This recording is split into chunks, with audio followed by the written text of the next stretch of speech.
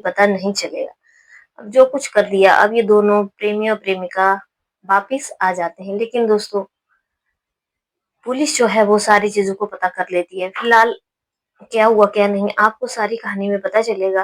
राधे राधे, आदाब, सत श्री अकाल, नमस्कार। आप सब लोग मेरे यूट्यूब चैनल में बहुत ज़्यादा हार्दिक अभिनंदन है। आप सब लोग कैसे हो? आई होप आप सब लोग बहुत ही अच्छे से होंगे, राजी खुशी से होंगे। बाकी आज की कहानी जो है वो आप पूरी सुनना, तभी आपको पता चलेगा।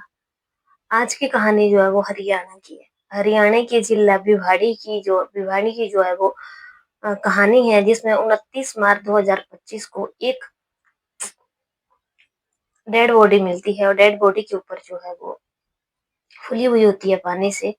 अब लोग जो थे वहां से आ रहे थे, जा रहे थे, और पुलिस को जो है वो इन्फॉर्म कर दिया जाता है। पुलिस आती है, पुलिस को बहुत ज्यादा परेशानी हो रही थी उसको ढूंढने में कि ये कौन है क्या नहीं, लेकिन उसके हाथ पे लिखा हुआ था प्रवीण।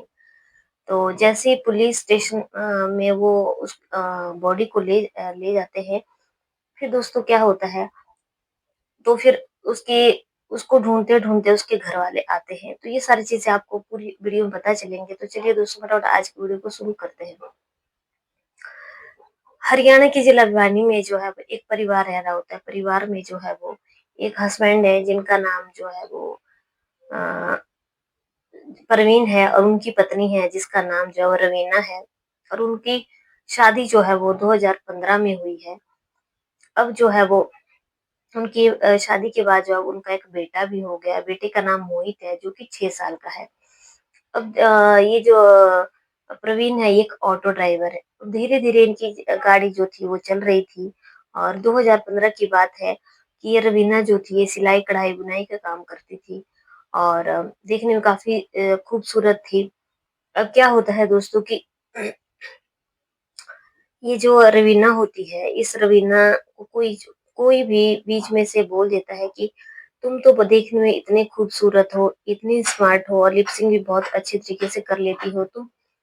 अपनी जो है वो और आज सोशल मीडिया का ज़माना है, तुम सोशल मीडिया पे अपनी वीडियो डालना शुरू कर दो, और उसमें जो है वो तुम्हें कमाई भी होने लगेगी। अब रवीना जो है वो उनकी बात को फ़ॉलो करती है, और चुपचाप जो है वो इंस्टाग्राम पे वीडियो वीडियो डालना शुरू कर देती है, और अलग-अलग प्लेटफ़ॉर्म पे भी वो अपनी वीडियो डालना शुरू कर देती है। अब धीरे-धीरे जो है वो, क्योंकि रवीना एक्टिंग बहुत अच्छी करती थी, तो उसको लोग बहुत पसंद करते हैं, और पसंद करने के बाद जो है वो थोड़ी धीरे-धीरे वायरल होना शुरू हो जाती है। जैसे ही उसकी वीडियो आगे चलने लग जाती है, उसको पैसे भी आना शुरू हो जाते हैं। अब जैसे ही उसको पैसे आना शुरू हो जाते हैं, तो अब ये जो लोग होते हैं इधर-उधर के, वो उसके पति प्रवीण को कहते हैं कि तुम्हारी जो बहू है वो नचनिया हो गई है, और नौटंकी करती रहती है, नाचती रहती है, पागलों की तरह हरकतें करती रहती है। तो ये प्रवीण को बहुत बुरा लगता है, और प्रवीण आकर के उसको वीडियो बनाने के लिए मना करता है कि तुम सोशल मीडिया पे कोई भी वीडियो नहीं डालोगी। लेकिन जो रवीना थी, उसको वीडियो डालने की लत लग चुकी थी। अब इसी बीच जो है वो दोस्तों, इन दोनों के बीच में काफ़ी झगड़ा भी होता है, और अब एक सुरेश नाम का एक आदमी होता है, जिसकी मुलाकात जो है वो सोशल मीडिया पे रवीना से हो चुकी होती है। अब ये सुरेश जो था, ये भी सोशल मीडिया पे जो था अपनी वीडियो डालता था, और अब इन दोनों की बातचीत होने लगती थी। अब ये इसके वीडियो भी देखता था। अब एक दिन सुरेश ने रवीना से पूछा कि तुम वीडियो क्यों नहीं डाल रही हो, आखिर क्या कारण है? तो रवीना सुरेश को बताती है कि उसके पति ने जो है वो वीडियो डालने से साफ इनकार कर दिया है। तो सुरेश जो है वो उसको कहता है कि नहीं, तुम बहुत अच्छी वीडियो डालती हो, और तुम वीडियो बनाते रहो। अब धीरे-धीरे दोस्तों वक़्त आगे बढ़ने लगता है, और इन दोनों में बातचीत होने शुरू हो जाती है, और ये एक-दूसरे के बहुत अच्छे दोस्त बन जाते हैं, और इन दोनों में जो है वो प्रेम-प्यार भी होने लग जाता है। एक-दूसरे के दोनों करीब आ जाते हैं, और इनमें जो है वो आपस में रिश्ते भी बनना शुरू हो जाते हैं। अब क्या होता है कि अगले दिन फिर वो वीडियो बनाना शुरू करती है, लेकिन उसका पति उसको डाँटता है कि वो आज के बाद वीडियो नहीं बनाएगी। अब क्या होता है दोस्तों कि अब ये अपने जो प्रेमी होता है सुरेश, उसकी भी अपनी पत्नी के साथ नहीं बनती थी, वो एक शादीशुदा था। अब उसको भी जो है वो मौका मिल चुका होता है। उसे बात अब जैसे ही वो उससे आगे बातचीत बढ़ाता है, क्योंकि वो अपनी पत्नी से दूर था और ये रवीना जो थी वो अपने पति से दूर थी। अब दोस्तों आगे-आगे बढ़ते-बढ़ते इन दोनों की रिश्ता बहुत आगे तक चला जाता है। अब ये रवीना जो है वो उसे कहती है कि इसे जो है वो रास्ते से हटाना ही पड़ेगा। तो ये दोनों आपस में प्लान करते हैं और जैसे ही ऑटो चला कर के इसका पति प्रवीण घर को वापिस आता है, ये दोनों कमरे में आकर के उसका गला दबा देते हैं और जब इसका गला दबा देते हैं तो ये एकदम मर जाता है। अब रात का वक़्त था, ये क्या करते हैं कि एक प्लान करते हैं कि एक चादर में इसकी बॉडी को लपेट करके ले जाएँगे और फिर उसको बाहर फेंक देंगे, किसी को कोई पता नहीं चलेगा। अब दोस्तों ये क्या करते हैं कि दोनों जो है वो ये सुरेश आगे बाइक चलाता है और पीछे रवीना बैठती है और बीच में उसकी बॉडी को रखा जाता है। किसी को कुछ भी पता नहीं चलता है और ये जाकर के एक ड्रेन होता है, उसमें जो है वो इस बॉडी को लपेट के फेंक देते हैं। और जैसे राह में चलते हुए लोग वहाँ से आ रहे जा रहे होते हैं, तो वो वहाँ देख लेते हैं और फिर के ये लोग वापस घर आ जाते हैं।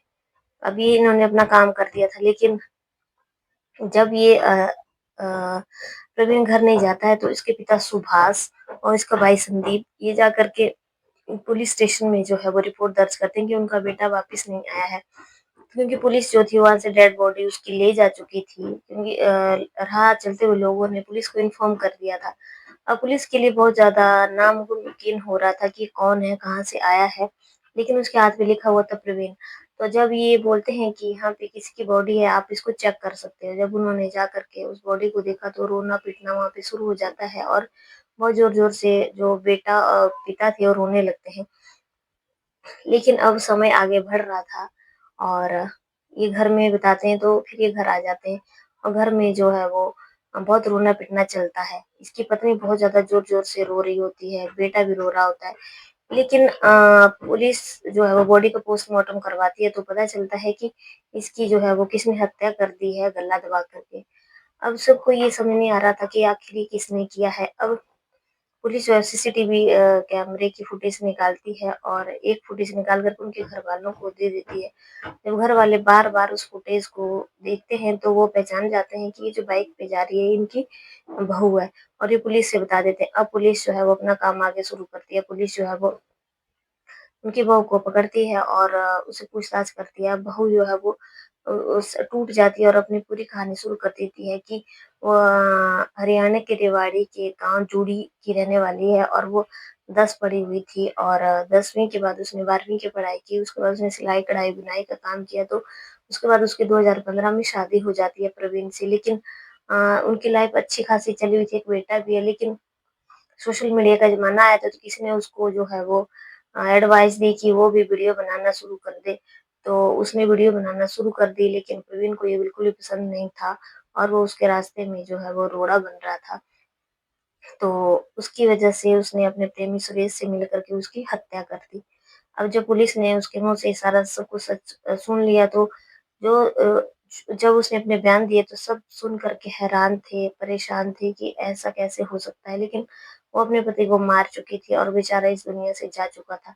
दोस्तों मेरा ये अब पुलिस जो है वो जब उसको पकड़ लेती है और अरेस्ट कर लेती है, ये कहानी सुनाने का उद्देश्य सिर्फ़ यही है कि औरतों को न जाने क्या हो गया है और ये सेम किस्सा जो है वो जो मेरठ में मुस्कान का किस्सा हुआ है, सेम उसी से मिलता-जुलता है। ये औरतें जो है वो अपने पतियों को क्यों मार रही हैं? अगर इनको शादी नहीं करनी होती है, मारना ही होता है तो शादी ना करें, दूसरों के पले-पलाए बेटे को ना मारें और ये बहुत ज़्यादा हमारी सोसाइटी में गलत हो रहा है। अगर आज की कहानी अच्छी लगी लाइक, शेयर, कमेंट करना, चैनल पर पहली बार है तो सब्सक्राइब करना। कल की कहानी फिर से मिले तब तक के लिए जय हिंद, जय भारत।